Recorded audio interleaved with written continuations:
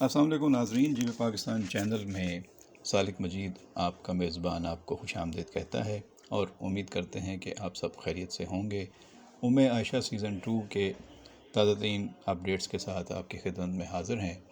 اب بہت بڑا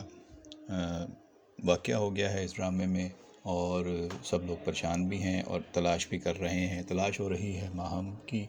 جو گھر سے جب نکلی تو حیران کن طور پہ عائشہ بھی اس کے ساتھ گئی تھی۔ دونوں میں بڑی اچھی گفتگو ہو گئی تھی اور دونوں دوستی کی طرف بڑھ رہی تھیں، اور ماہم نے ہی اس کی پہل کی تھی اور عائشہ نے اچھا رسپانس دیا تھا۔ دونوں گھر سے چلی گئیں۔ جب وہ جا رہی تھیں تو عائشہ کی ساس نوشین نے ان دونوں کو دیکھا تھا، اور اس کے بعد وہ کسی کو فون کر رہی تھی، اور اس کے بعد اب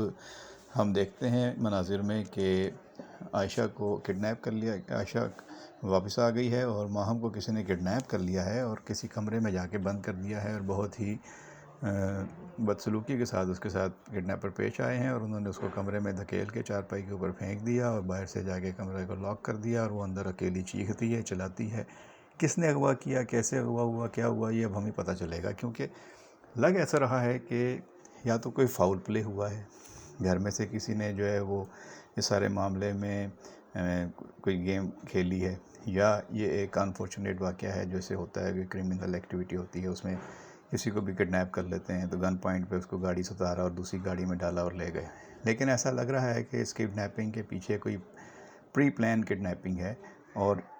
دونوں واقعات ہو سکتے ہیں، یعنی کہ ہو سکتا ہے کہ کسی نے کڈنیپ کرانا تھا عائشہ کو، لیکن غلطی سے کڈنیپرز عائشہ کی بجائے ماہم کو کڈنیپ کر کے لے گئے ہیں۔ اور دوسری صورتحال یہ ہو سکتی ہے کہ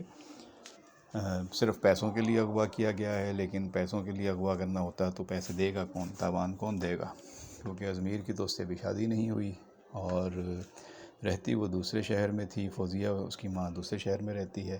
تو یہ فاؤل پلے ہے، یا یہ مسٹیکن کڈنیپنگ ہے، یا یہ پری پلان کڈنیپنگ ہے، دیکھنا ہے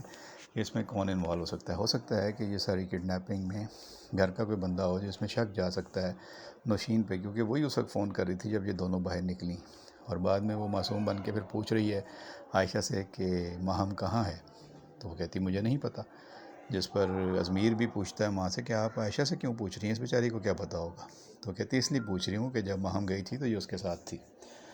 اب پوری بات کسی کو بھی نہیں پتہ کہ ہوا کیا ہے، کیسے ہوا ہے، واقعہ کیا ہے، اور اس کی تفصیل تو اب کھلے گی آگے جا کے، لیکن دو ہی طرح کے شک ہو رہے ہیں۔ ایک یہ کہ عائشہ کو کڈنیپ کرانا چاہتی تھی اگر نوشین، تو غلطی سے کڈنیپرز نے ماہم کو کڈنیپ کر لیا ہے، یا پھر اس میں اگر نوشین یا کسی اور کے گھر والے کا ہاتھ نہیں ہے تو پھر یہ کسی باہر والے کا ہاتھ ہے۔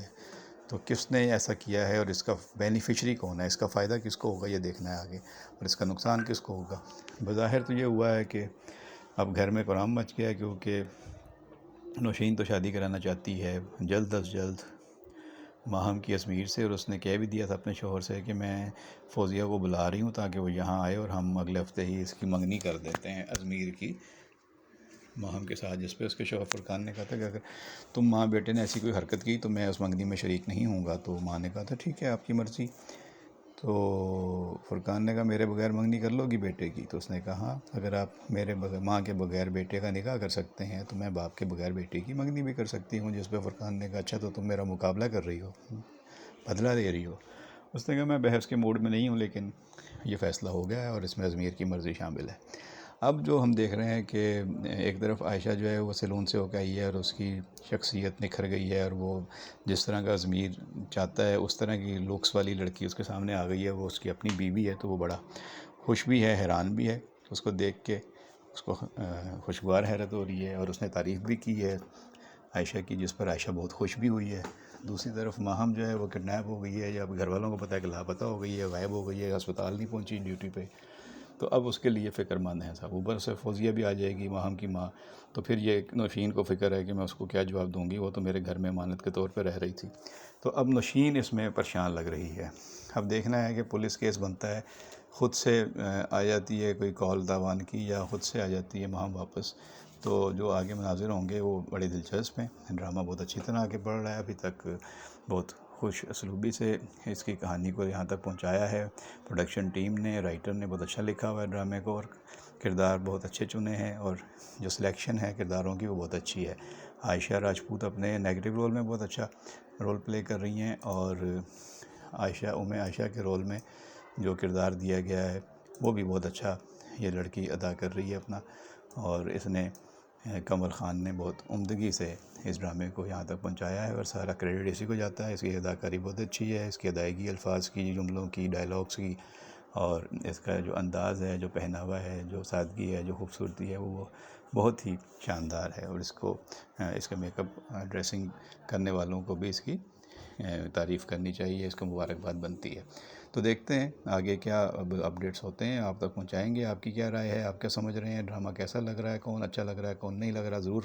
کمنٹ باکس میں اپنی رائے سے ہمیں آگاہ کرتے رہیے گا۔ بہت شکریہ۔